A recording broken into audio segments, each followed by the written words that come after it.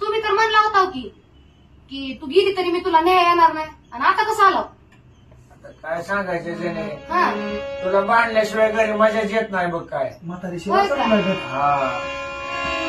तुमसे मिलना बातें करना बड़ा अच्छा लगता है.